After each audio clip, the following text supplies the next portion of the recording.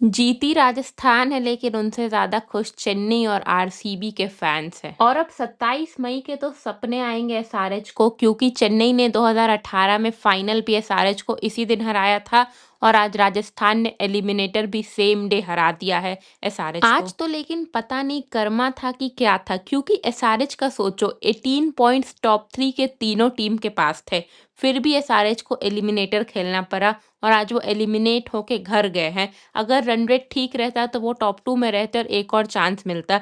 इस बार के एसआरएच की कंट्रोवर्सी सुनते जाओ। मैं किसी के खिलाफ हेट नहीं फैला रही हूँ, बट जो है वो बताती हूँ।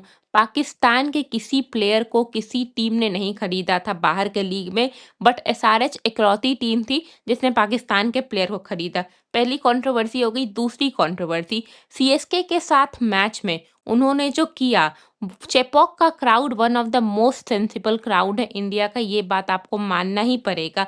वो बस और बस एमएस धोनी के ग्लिम्स के लिए उस दिन वेट कर रहे थे, क्योंकि एमएस धोनी उस दिन ग्राउंड पे थे और सीएसके के ऑफिशियल अकाउंट से मैसेज आया था कि लेट तक रुकना, क्योंकि सीएसके का जो प्रथा होता है वो बॉल वॉल जो देते हैं अपने फैंस को, उसके लिए वो रुके हुए थे। और उसमें जाके आपको वहां के ऑडियंस को बोलना कि घर जाओ घर जाओ, जो ईशान किशन ने जेस्चर किया था वो बहुत खराब था। और वही एरोगेंस आज कहीं ना कहीं ले डूबा है। वो जो ट्रेविस हेड वाला कंट्रोवर्सी हुआ था, उसमें मैं स्टिल ट्रेविस हेड का साथ दूंगी, क्योंकि वो हाथ सामने से मिलाने गए थे। बट ये सब करने के बाद आप गेम पे फोकस कर ही नहीं सकते हैं। अगर आप आउटसाइड नॉइस पे ज़्यादा फोकस करिएगा तो गेम पे कभी नहीं फोकस होगा। और आज ईशान किशन घर गए ना, नो डाउट ईशान किशन बहुत अच्छे क्रिकेटर हैं। उन्होंने बहुत अच्छा कमबैक किया है, झारखंड को बहुत साल बाद ट्रॉफी जिताई है, T20 वर्ल्ड कप में हमें बहुत अच्छा हेल्प किया है।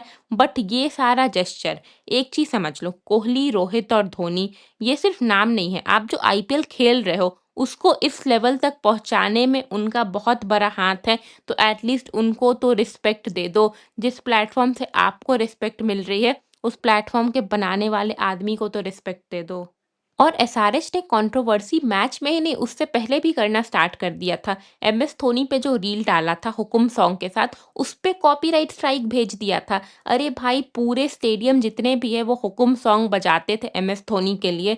जो बनाया था उसका कंपोजर अनिरुद्ध, वो खुद बोला था कि ये सॉन्ग मैं उसको दिमाग में रख के बनाया था। उसके बाद कॉपीराइट स्ट्राइक भेजने का क्या मतलब है? खैर, ये तो क्रिकेट के बाहर की बात होगी। अब क्रिकेट के बारे में बात करते हैं। Vaibhav Suryavanshi, what a player man. मतलब बचपन में जब भी चैन कुली की मैन कुली देखती थी ना, तो वो फिक्शनल लगता था ये तो कभी हो ही नहीं सकता है। बट सोचो, आफ्टर इतने साल हमें उसका रियल वर्जन और बेटर वर्जन देखने को मिल रहा है। और उसके पास कोई मैजिक बैट नहीं है, मैजिक उसका आर्ट है। उसको उतना अच्छा क्रिकेट खेलना आता है। तो बिना मैजिक बैट वाला चैन कुली का मैन कुली हम लोग अपने लाइफ में देख रहे हैं। So we are very lucky. और आज तो वो रिकॉर्ड भी तोड़ देता क्रिस गेल का। थोड़ा अनलकी रह गया, फील्डर जनरली वहां पे रहता नहीं है उतना वाइड, बट था तो क्या ही कर सकते हैं। और मेरी बात मान लो भाई, कोई भी नॉकआउट मैच में टॉस जीत के सेकंड बैटिंग नहीं लेना चाहिए। ट्राई करना चाहिए पहले बैटिंग करके रन ऑन दी बोर्ड लगा दो, उससे सामने वाले टीम पे बहुत प्रेशर बनता है। जब भी सेकंड बैटिंग करोगे, मानते हैं ड्यू आएगा, ड्यू का 10-20 रन ऐड कर लो, बट प्रेशर का 20-30 रन ऐड हो जाता है सेकंड बैटिंग करने में। मोस्ट ऑफ द केसेस में फर्स्ट बैटिंग करना अच्छा होता है, अनटिल अनलेस पूरा ड्यू का बारिश ही ना आने वाला हो। नहीं तो आपको हमेशा फर्स्ट बैटिंग चूज करना चाहिए नॉकआउट मैचेस में। क्वालिफायर 1 में जीटी ने गलत किया, अभी हमने एलिमिनेटर में देख लिया एसआरएच ने टॉस जीत के गलत किया। यही अगर, और इवन एसआरएच जैसी टीम के लिए तो ये बहुत एप्लीकेबल है, जिसका स्ट्रॉन्ग पॉइंट ही उनका बैटिंग है। मोस्टली कहा जाता है कि अपना स्ट्रॉन्ग एस्पेक्ट सेकेंड इनिंग में करना चाहिए, बट एसआरएच का यही स्ट्रॉन्ग पॉइंट है कि वो बहुत ज़्यादा रन बोर्ड पे लगा देते हैं, जिससे सामने वाली टीम बैकफुट पे चली जाती है। बट एक चीज़ है, जब तक राजस्थान के लिए वैभव सूर्यवंशी ऐसा खेलेगा, तब तो कोई टीम राजस्थान को नहीं पकड़ सकती है। बट अभी उन्हें अगर जीतना है तो 2 और मैच जीतना है, जो कि बहुत मुश्किल होगा, क्योंकि वो सोली एंड सोली वैभव सूर्यवंशी पे डिपेंड कर रही है और एक प्लेयर पे डिपेंड करके ट्रॉफी जीतना मुश्किल है। इसीलिए मुझे क्वालिफायर 2 में फिर अब गुजरात जीतती हुई दिख रही है।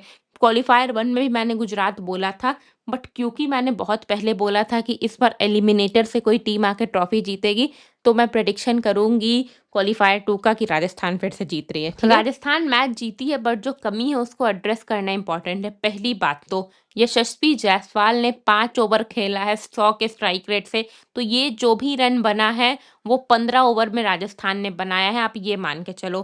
पहली बात तो ये, आप 29 बॉल्स पे वैभव सूर्यवंशी ने कुछ 93 रन्स मारा है और सेम 29 बॉल्स पे यशस्वी जायसवाल ने 29 रन मारा है। तो ओपनर होके आप ऐसा गंदा परफॉर्मेंस नहीं दे सकते हो, इसको सुधारो। सेकंड चीज़, जडेजा क्यों रन ले रहा था मुझे तो नहीं समझ आ रहा था। अगर आप बैटर हो, बर्गर तो बैटर है नहीं, उसको आप 2 रन लेके क्यों स्ट्राइक पे देना? पूरा फिनिशिंग इन्होंने खराब किया है। आज 280 रन्स नहीं लगना वैभव सूर्यवंशी के उस इनिंग्स की तौहीन है, उतना तो लगना ही चाहिए था।